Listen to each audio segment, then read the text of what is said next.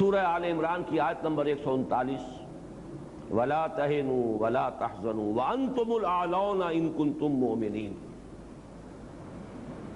مسلمانوں گھبراؤ نہیں، پریشان نہ ہو، ڈھیلے نہ پڑو، ہمتیں تمہاری پست نہ ہونے پائیں۔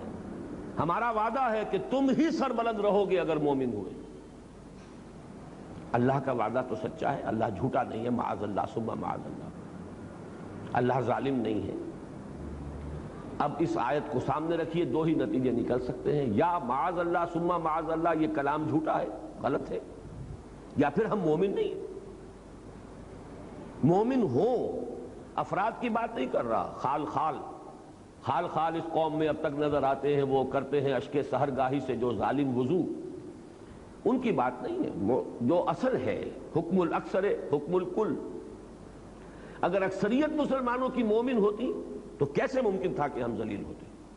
ہم ذلیل ہیں تو لازم ہے کہ ہم مومن نہیں۔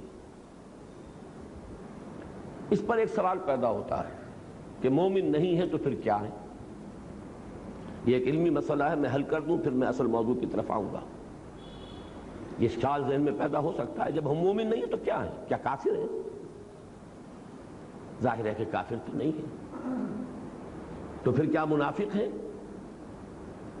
اس سوال کا جواب جو ہے اتنا قطعیت کے ساتھ نہیں دیا جا سکتا جتنا کہ میں نے کیا کافر ہیں کا جواب دے دیا کہ کافر تو نہیں ہے، کیا منافق ہے۔ یہاں تھوڑی سی وضاحت کرنی پڑے گی کہ نفاق کی دو قسمیں ہیں۔ ایک ہے نفاق فی العقیدہ، انسان شعوری طور پر منافق ہو، جان بوجھ کر منافق ہو، دھوکہ دے رہا ہو جبکہ خود جانتا ہو کہ میں مسلمان نہیں۔ ایسے منافق تو بہرحال ہم نہیں ہیں، اس امت کی عظیم اکثریت ان پر مشتمل نہیں ہے۔ ہاں ایک دوسرا نفاق ہے جو احادیث کی روشنی میں جس کا کہ علماء کرام نے نام رکھا ہے نفاق عملی۔ نفاق عملی میں ہم یقیناً مبتلا ہیں، جس کے لیے دو حدیثیں بارہا میں نے سنائی۔ آیت المنافق ثلاث، منافق کی تین نشانیاں ہیں، اذا حدث کذب واذا وعد اخلف واذا اؤتمن خان۔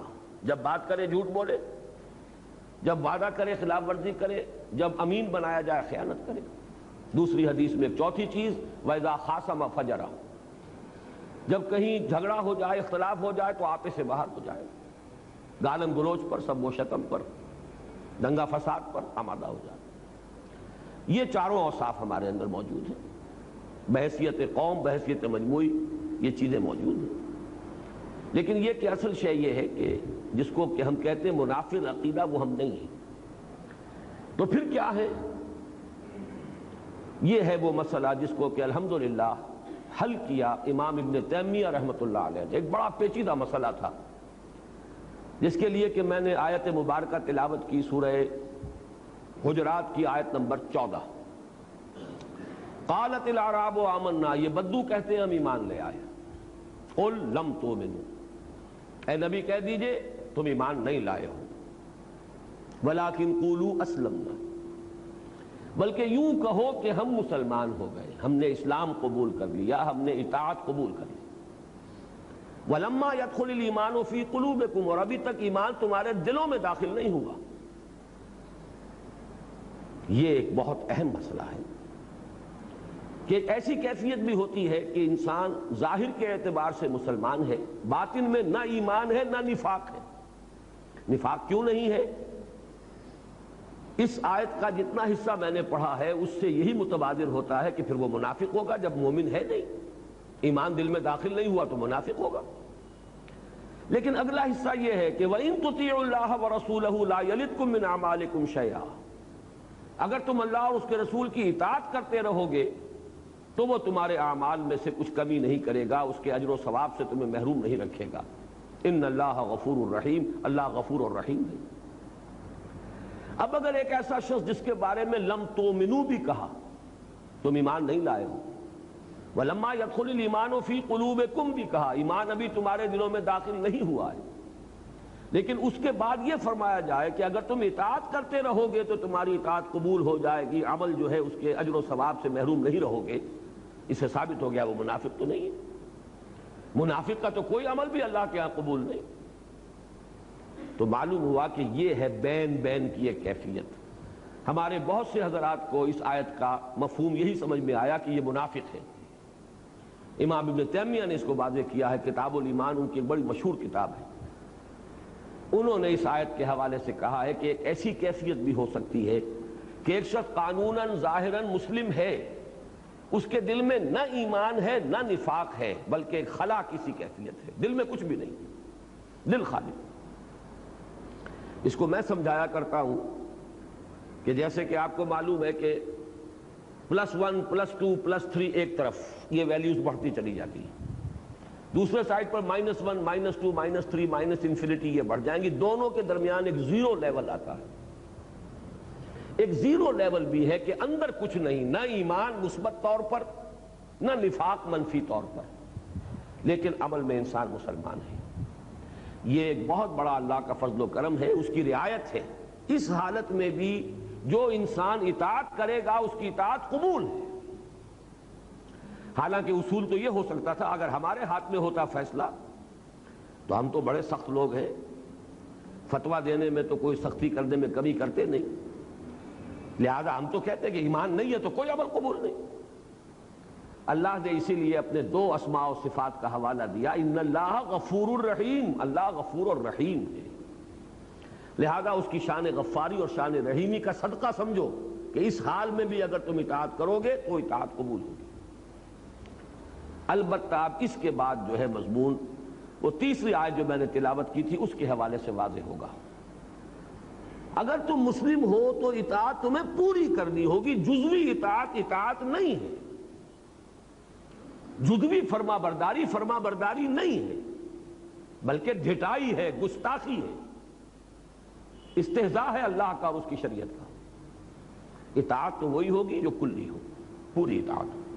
کبھی خطا ہو جائے یہ بات دوسری ہے، آدمی فوراً رجوع کرتا ہے، توبہ کرتا ہے. جیسے کہیں کیلے کے چھلکے پر پاؤں آ گیا، پھسل گئے، آپ گر گئے، لیکن یہ کہ اس کے فوراً بعد آپ اٹھتے پڑے نہیں رہتے وہاں. اسی کا نام توبہ ہے، اسی کا سورہ نساء میں ذکر آیا ہے، انما التوبۃ علی اللہ للذین یعملون السوء بجہالۃ ثم یتوبون من قریب. جذبات کی رو میں بہہ کر کوئی غلطی ہو جائے تو فوراً توبہ کر لے، تو ایسے شخص کی توبہ کو قبول کرنا اللہ نے اپنے اوپر واجب کر لیا. لیکن مستقل ڈیرا ڈال لینا کسی معصیت پر، کسی گناہ پر، اپنی معاش میں، اپنی معاشرت میں مستقلاً اللہ کے کسی ایک حکم کی خلاف ورزی، یہ بھی در حقیقت گویا کہ آپ نے دین کو پھاڑ دیا، ٹکڑے کر دیا. فرقوا دینہم، انہوں نے اپنے دین کو ٹکڑے ٹکڑے کر دیا کہ ایک حصہ قبول سر آنکھوں پر، دوسرا حصہ پاؤں تلے. یہ ہے جس کے لیے میں نے سورہ بقرہ کی آیت نمبر 85 کا نصف تلاوت کیا ہے. افتؤمنون ببعض الکتاب وتکفرون ببعض، کیا تم ہماری کتاب اور شریعت کے ایک حصے کو مانتے اور ایک کو نہیں مانتے؟ دونوں ہماری ہی کتاب کے حصے ہیں، دونوں حکم ہماری کتاب میں ہیں، ایک سر آنکھوں پر اور ایک پاؤں تلے روکتے رہے ہو. فما جزاء من يفعل ذلك منكم الا خزي في الحیاۃ الدنیا.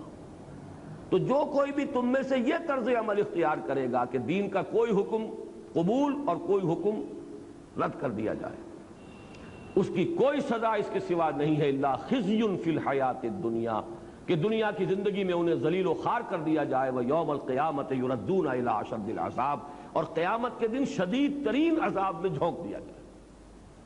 یہاں وہ لفظ آ گیا خزیٌ، ذلت، رسوائی. ہیں آج کیوں ذلیل کہ کل تک نہ تھی پسند، گستاخی فرشتہ ہماری جناب. اس لیے ذلیل ہے کہ جو دیندار ہیں وہ بھی پورے کے پورے دین کے اوپر عمل کرنے کو تیار نہیں. کچھ نے عبادات کا دامن تھام لیا ہے، معاملات میں کورے، معاش میں حرام چل رہی ہے، اپنی معیشت میں، اپنی معاشرت کے اندر شریعت کے سری احکام جو ہے ان کو توڑا جا رہا ہے. کوئی کسی کے پاس کوئی عذر ہے، کسی کے پاس کوئی عذر ہے. لیکن یہ جو ہم نے دین کے حصے بکھرے کر لیے، یہ ہے الا خزی فی الحیات الدنیا، دنیا کی زندگی میں ذلت اور رسوائی اور خاری، یہ نتیجہ ہے اس کا. اور قیامت کے دن جو کچھ ہونا ہے اللہ تعالیٰ معاف فرمائے. اس آیت سے تو ثابت ہو رہا ہے کہ جو بدترین کافر ہیں ان سے بھی زیادہ شدید عذاب ان لوگوں کو ہوگا، اشد العذاب. جنہیں عربی کی شد بدھ بھی ہے وہ بھی جانتے ہیں، یہ افعال التفضیل کا صیغہ ہے. یہ کمپیریٹیو ڈگری نہیں ہے، سپرلیٹیو ڈگری ہے. ایڈجیکٹوز کی وہ جو 3 فارمز ہوتی ہیں، یہ تو سپرلیٹو، اشد العذاب، عذاب کی شدید ترین صورت جو ہے اس کے اندر جھونکے جائیں گے وہ لوگ جو دین کو اس طریقے سے تقسیم کر لیں کہ ایک حصہ قبول ایک حصہ رد۔ اب آپ پوری امت کو دیکھ لیجئے ہمارا حال کیا ہے۔ زیادہ سے زیادہ دین نماز روزے کا ہے، 45 ہے کہ 44 ہے کہ 46 ملک ہیں مسلمان، کسی ایک ملک کے اندر بھی وہ دین اپنی کلیت کے ساتھ اپنی کامل صورت کے اندر کہیں نافذ ہے، قائم ہے؟ یہ ہے دوسرا جواب۔ اب ان دونوں جوابوں کو پھر جمع کر لیجئے تو ہمارے سامنے مسئلہ ایک حل ایک ہی رہ جاتا ہے، ایمان۔ لاؤ کہیں سے وہ ایمان، وہی آب نشاط انگیز۔ علامہ اقبال نے اس کو کہا تھا نا، اصل نامحکمی دل کی، یہ ہے اصل میں وہی تیری نہ بیماری، وہی نامحکمی دل کی، علاج اس کا وہی آب نشاط انگیز ہے ساقی۔ یہ نامحکمی دل کی، اور جس کو کہا ہے کہ یقین پیدا کرے ناداں، یقین سے ہاتھ آتی ہے وہ درویشی کہ جس کے سامنے جھکتی ہے فغفوری۔ پہلے جواب کا تو لازمی نتیجہ یہی ہے کہ اگر ہماری ذلت ہے اس وجہ سے کہ ایمان نہیں ہے تو ایمان پیدا کر لیجئے، ذلت خود بخود عزت سے تبدیل ہو جائے گی۔ اور دوسرے جواب کا بھی اصل میں منطقی طور پر تجزیہ کر لیجئے، کل دین پر عمل اس حقیقی ایمان، یقین والے ایمان کے بغیر ممکن ہی نہیں۔ جزوی دین پر عمل تو ہم روایتی طور پر بھی کرتے ہیں، کچھ خاندانی روایات ہیں، کچھ معاشرتی روایات ہیں، کچھ قومی روایات ہیں، کچھ ہمارا کلچر ہے، کچھ ہماری تہذیب ہے، کچھ بچپن سے کچھ چیزوں کی عادت پڑ گئی ہے۔ یہ جزوی جو ہے عمل وہ در حقیقت دین پر عمل نہیں ہے، بلکہ یہ ہمارا کلچر ہے، ہماری ایک تہذیب ہے، ہمارا ایک تمدن ہے، ہماری کوئی روایات ہیں۔ کل دین پر عمل کرنے کے لیے وہ یقین والا ایمان درکار ہے، وہ ہوگا تو پھر کل کے کل دین پر عمل ہوگا، اور جب تک وہ نہیں ہوگا یہ ذلت اور رسوائی سے نجات پانا ممکن نہیں۔ لہذا اب تک جو میں نے گفتگو کی ہے وہ ذرا پھیلی ہے، لیکن پھر ایک نقطے کے اوپر سمٹ آئی ہے کہ اصل شے جو درکار ہے وہ ایمان ہے، وہی آب نشاط انگیز، وہی یقین والا ایمان، وہی قلبی ایک یقین و اذعان کی کیفیت، جس کو کہ انگریزی کے الفاظ میں اگر میں ادا کروں بہت سے حضرات زیادہ سمجھ سکیں گے کہ ایک ہے ریشیل کریڈ، ایک ہے پرسنل کنوکشن، زمین و آسمان کا فرق ہے۔ ز عشق تاب صبوری 1000 فرسنگست۔ ریشیل کریڈ تو اس لیے ہے کہ کسی خاص طبقے میں آپ پیدا ہوئے، ایک نسل سے ہیں، جو اس نسل کے لوگ مان رہے ہیں آپ بھی مان رہے ہیں۔ اور پرسنل کنوکشن ہوتا ہے جبکہ آپ کنونسڈ ہو کہ یہ حق ہے، وہ پرسنل کنوکشن والا جس کو یقین کہا گیا، کلا لو تعلمون علم الیقین، وہ علم یقین تو یہاں حاصل ہونا چاہیے، عین الیقین تو آخرت میں حاصل ہوگا۔ آنکھوں سے پھر جب ہم حقائق جب دیکھ لیں گے تب تو عین الیقین ہو جائے گا۔ الہاکم التکاثر حتی زرتم المقابر، کلا سوف تعلمون ثم کلا سوف تعلمون کلا لو تعلمون علم الیقین لترون الجحیم ثم لترونها عین الیقین ثم لترونها ثم لتسألن یومئذ عن النعیم۔ جب تک وہ علم الیقین حاصل نہ ہو دنیا میں تو ہماری حالت درست نہیں ہو سکتی۔